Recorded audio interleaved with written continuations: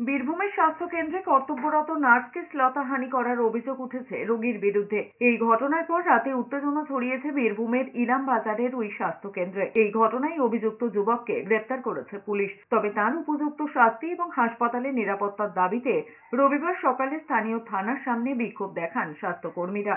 স্বাস্থ্য কেন্দ্রে 24 ঘন্টা পুলিশি নিরাপত্তার দাবি জানিয়েছেন তারা।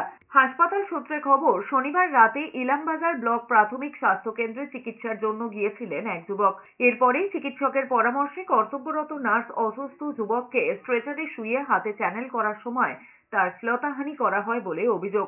এই ঘটনার পর রাতে উত্তেজনা ছড়িয়েছে বীরভূমের ইলাম বাজারের ওই স্বাস্থ্য কেন্দ্রে। হাসপাতাল কর্তৃপক্ষের ডাকে রাতেই ঘটনাস্থলে পৌঁছয় পুলিশ। রাতেই পুলিশে অভিযোগ দায়ের করেছেন কর্তব্যরত ওই নার্স। অভিযুক্তকে গ্রেপ্তার করা হয়েছে। সব যে জায়গায় ফাঁকা জায়গা আছে, যেখানে লাইট নেই, কম লাইট, সেগুলোতে লাইট দেওয়ার ব্যবস্থা করছি। যেখানে সিসিটিভি লাগবে মনে হচ্ছে আমাদের সিসিটিভিও দেওয়ার করবো। আর পুলিশ যতটা সংখ্যক আমাদের ক্যাপাবিলিটি অনুসারে সেই পুলিশ আমরা ওখানে দেবো। তাদের শাস্তির দাবি করেছে, ওনারা ফার্স্ট স্টেপ করেছে, অ্যারেস্ট করে যা কোর্টে বিচার হবে।